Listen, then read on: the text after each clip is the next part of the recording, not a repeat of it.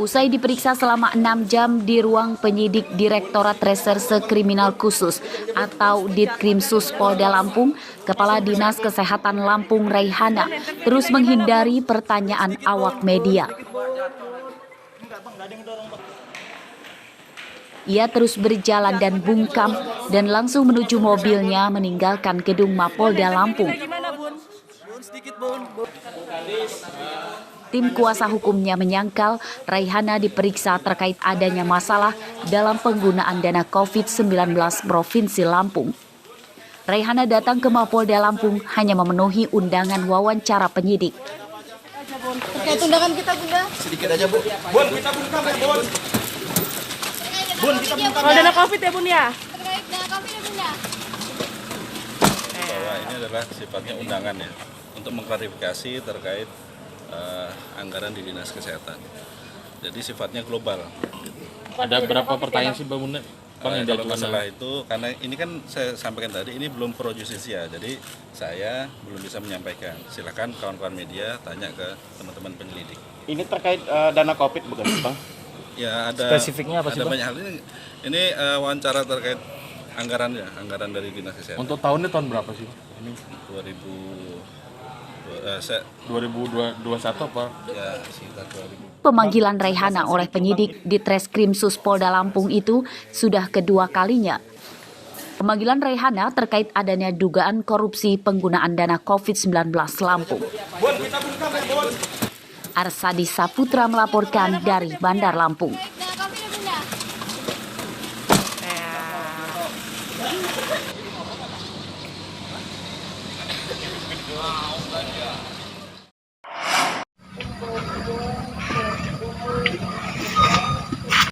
Kenaikan harga pupuk kimia non-subsidi dikeluhkan para petani di Tulang Bawang. Salah satunya adalah Solikun Hadi, petani sayur mayur di Desa Penawarejo, Kecamatan Banjarmargo.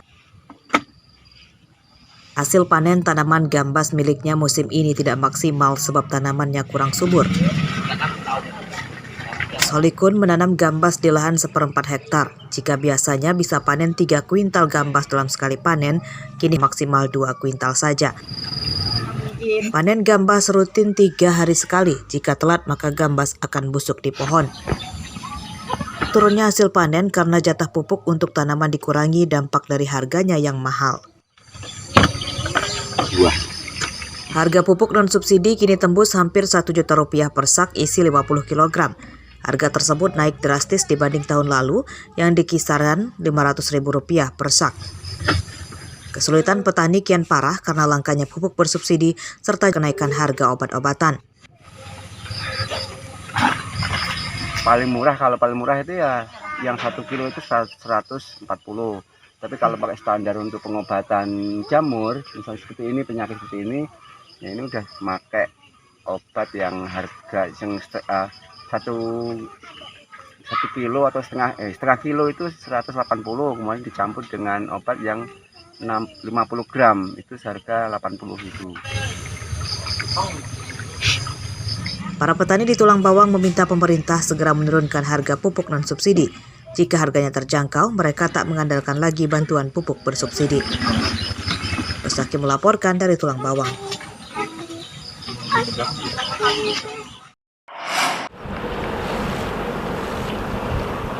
26.139 petani di Tulang Bawang Barat diklaim pemerintah Provinsi Lampung sudah terintegrasi dalam program elektronik Kartu Petani Berjaya atau EKPB. Setelah terdaftar, para petani dijanjikan lebih mudah mendapat bantuan pupuk bersubsidi dan bibit.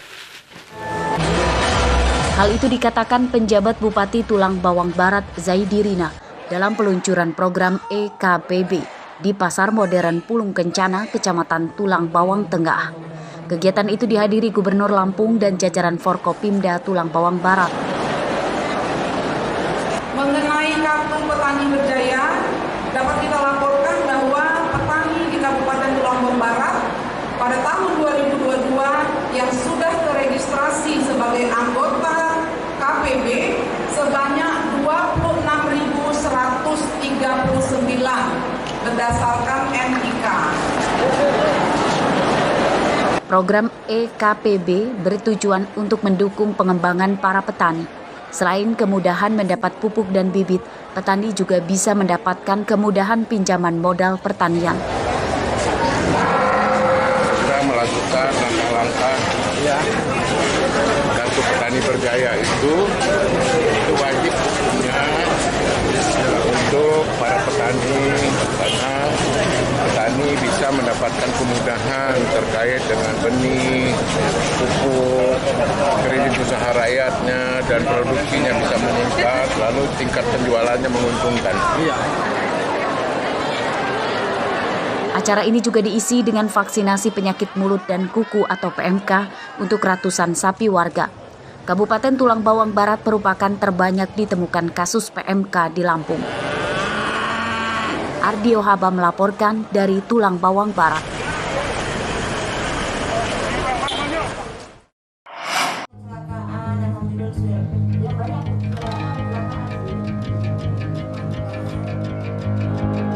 Beginilah kesibukan Yani Dewi Susanti setiap hari.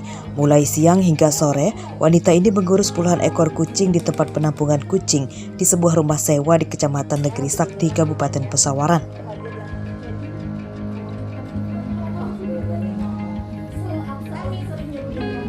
Yani memutuskan berhenti bekerja sebagai karyawan swasta dan kini beralih menjadi relawan penyelamat kucing.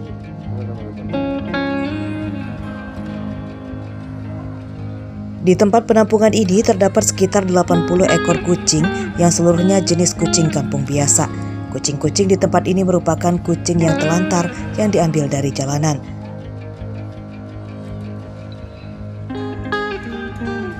Belasan ekor kucing bahkan sedang sakit akibat tertabrak kendaraan. Bagi kucing yang sakit dan terluka diberi perlakuan khusus di dalam kandang agar cepat sembuh. Awal mulanya sih sebenarnya cuma kasihan aja sama kucing-kucing yang di jalanan itu. Jadi dari inisiatif sendiri sih tadinya pengen 1-2 aja ngerawatnya gitu.